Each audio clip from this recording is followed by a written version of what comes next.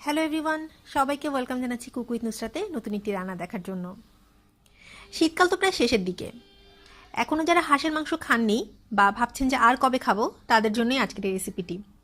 আজকে তৈরি করব খুলনা যশোর অঞ্চলের খুবই সুপরিচিত একটি মশলা চুই ঝাল দিয়ে হাঁসের মাংস ভুনা। তাহলে আসুন রান্নাটা দেখে নেই কীভাবে করতে হয়। আমি প্রায় 1 কেজি ওজনের একটা হাঁস এখানে রেগুলার কাট করে নিয়েছি এবং মাংসটা ভালোভাবে ধুয়ে পরিষ্কার করে পানি ঝরিয়ে রেখেছি। রান্না শুরু করার আগে তেল সম্পর্কে একটা ছোট্ট টিপস দিয়ে নিতে চাই, সেটা হচ্ছে যে হাঁসের মাংসের গায়ে কিন্তু তেলের পরিমাণটা একটু বেশি থাকে। এ কারণে রান্নায় একটু তেলটা কম পরিমাণে ব্যবহার করাই ভালো, না হলে শেষের দিকে দেখা যায় যে তরকারিটা অনেক বেশি তৈলাক্ত হয়ে যায়। তো আমি এখানে প্রায় 1/3 কাপের মতো তেল নিয়েছিলাম এবং তেলটা একটু গরম হয়ে আসলে আমি কিছু গোটা গরম মশলা দিয়ে দিচ্ছি। এলাচ, দারচিনি, লং, আমি কয়েক টুকরা গোলমরিচও দিয়েছি। দিয়ে দিচ্ছি 2টো শুকনো মরিচ এবং কিছু পেঁয়াজ কুচি। এখানে ব্যবহার করেছি প্রায় 1/2 কাপের মতো পেঁয়াজ কুচি। পেঁয়াজটা একটু নেড়ে নিব। হালকা একটু নরম হয়ে আসলে আমি এখানে দিয়ে দিচ্ছি সামান্য একটু রসুন কুচি। ভাজা রসুনের ফ্লেভারটা আসলে আমার নিজে খুব পছন্দ, সে কারণে আমি অ্যাড করেছি। এখন পেঁয়াজ রসুন দুটো একটু নেড়ে ভেজে নিচ্ছি। ভালোভাবে ভাজা হয়ে গেলে এখানে আমি অ্যাড করছি 1 টেবিল চামচের মতো রসুন পেস্ট এবং প্রায় 1.5 টেবিল চামচের মতো আদার পেস্ট। মশলাটা একটু কষিয়ে নিব যেন কাঁচা মশলার যে র ফ্লেভারটা থাকে সেটা একটু চলে যায়। সামান্য একটু পানি অ্যাড করছি কারণ আমি কিছু গুঁড়া মশলা এখন ব্যবহার করব। দিয়ে দিচ্ছি হলুদ গুঁড়া, প্রায় 1 টেবিল চামচের মতো জিরা গুঁড়া। লাল মরিচের গুঁড়াটা আসলে স্বাদ অনুযায়ী। 1/2 চা চামচের মতো দিচ্ছি গরম মশলার গুঁড়া এবং 1 চা চামচের মতো টেলে নেওয়া ধনিয়ার গুঁড়া। পরিমাণ মতো লবণ দিয়ে মশলাটা ভালোভাবে কষিয়ে নিচ্ছি। মশলাটা কষানো হতে হতে আজকে রান্নার যে স্পেশাল অ্যাট্রাকশন চুই ঝালের কথা বলছিলাম সেটা একটু আপনাদের দেখিয়ে দিতে চাই। আমি এখানে ছোট আকারের একটা টুকরা নিয়েছি, তবে এটা কিন্তু আকারে একটু বড় আর আরও মোটা প্রকৃতির হয়ে থাকে। আর এটা হচ্ছে খুলনা যশোর অঞ্চলের খুবই সুপরিচিত এক ধরনের উদ্ভিজ্জ মশলা, যেটা বেশিরভাগ সময়ই মাংস রান্নাতেই ব্যবহার করা হয়ে থাকে। আজকাল ঢাকার বড় বড় সুপার শপগুলোতেও এই চুইঝাল কিনতে পাওয়া যায়। এছাড়া বাংলাদেশের সব বাজারেই আসলে চুইঝাল পাওয়া যায়। তো এটার টেস্ট কিন্তু কাঁচা মরিচ এবং শুকনা মরিচ থেকে একেবারেই ডিফারেন্ট, যেটা আসলে না খেলে কাউকে বোঝানো সম্ভব না।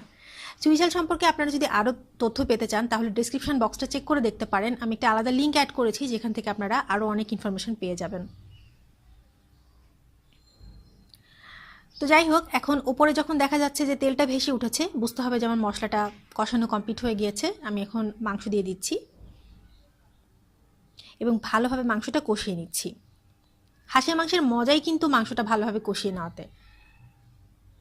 কিছুক্ষণ কষানোর পর আমি এখন মাংসটাকে অন্তত মিনিট 10 মতো ঢেকে রাখবো, কারণ এই মাংসের গা থেকে এখন অনেক পানি বের হতে থাকবে। তো পানিটা শুকিয়ে যাওয়া পর্যন্ত অন্তত অপেক্ষা করব। প্রায় 10 মিনিট আমি ঢেকে রেখেছিলাম। দেখুন যে পানিটা বের হয়ে কিন্তু সেটা প্রায় শুকিয়েও এসেছে। তো এখন ঢাকনাটা খোলা অবস্থাতেই থাকবে এবং আমি মাংসটাকে ভালোভাবে আরও অন্তত 8-9 মিনিটের মতো কষিয়ে নেব। প্রায় 10 মিনিট পরে এখন দেখুন মাংসটা কিন্তু চমৎকারভাবে কষানো হয়ে গিয়েছে। ঠিক এই পর্যায়ে আমি চুই ঝালটা অ্যাড করছি। ওপরের যে কালো শক্ত খোলসটা থাকে সেটাকে ফেলে দিয়ে তারপর আমি রেগুলার কাট করে নিয়েছি। আপনারা চাইলে আর একটু মোটা রাখতে পারেন বা আর একটু চিকনও করতে পারেন। দিয়ে দিচ্ছি প্রায় 1.5 মগের মতো গরম পানি মাংসটা সিদ্ধ হওয়ার জন্য, এবং ঝোল আমি যতটুকু রাখতে চাই সেই অনুযায়ী আমি দিয়েছি। তবে এই পানির পরিমাণটা কিন্তু আসলে মাংসের কোয়ালিটির উপরও নির্ভর করে। আপনার যদি মনে হয় যে আরেকটু পানি দরকার ছিল, সেক্ষেত্রে আপনারা পরে আরেকটু অ্যাড করতে পারেন। এখন আমি ঢেকে রাখছি মাংসটা, অপেক্ষা করছি ঝোলটা কমে মাংসটা পুরোপুরি কমপ্লিট হয়ে যাওয়া পর্যন্ত। দেখুন প্রায় 15 মিনিট আমি একদম লো আঁচে রান্না করেছি হাঁসের মাংসটা। তো ঝোলটা কমে এসেছে এবং মাংসটা পুরোপুরি কমপ্লিট হয়ে গিয়েছে। শেষে অ্যাড করছি সামান্য একটু তেলে নেওয়া জিরার গুঁড়া এবং সামান্য একটু গরম মশলার গুঁড়া, ফ্লেভারটা আনার জন্য। ভাজা জিরার গুঁড়ার একটা আলাদা রেসিপি আমার চ্যানেলে আছে, আপনারা চাইলে চেক করে দেখতে পারেন। আমি ডিসক্রিপশন বক্সে অ্যাড করে দিব।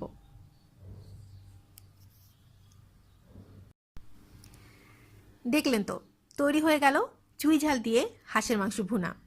এই মাংসটা অনেকে সামান্য নারকেলের দুধ দিয়েও রান্না করে থাকেন, সেটাও অনেক বেশি টেস্টি হয়। এরপরে কোনো একদিন নিশ্চয়ই আমি নারকেলের দুধ দিয়ে হাঁসের মাংস ভুনাটাও আপনাদেরকে করে দেখাবো। তো এই হাঁসের মাংসটা সব কিছুর সাথেই খেতে অনেক মজা লাগে, তবে আমার পার্সোনালি যেটা মনে হয় সাদা ভাত এবং নানা রকমের পিঠার সাথে, বিশেষ করে ছাঁচের পিঠা বা ছিটা রুটির সাথে অনেক বেশি মজার লাগে। রেসিপিটা অবশ্যই ট্রাই করে দেখবেন বাসায়, এবং যদি ভালো লেগে থাকে তাহলে আমার রেসিপিটি লাইক করবেন, কমেন্ট করবেন, শেয়ার করবেন, এবং আমার চ্যানেলে কিন্তু অবশ্যই সাবস্ক্রাইব করবেন আরও নতুন নতুন রান্নার রেসিপি ভিডিও পেতে। সবাইকে অনেক ধন্যবাদ সাথে থেকে এতক্ষণ ভিডিওটা দেখার জন্য।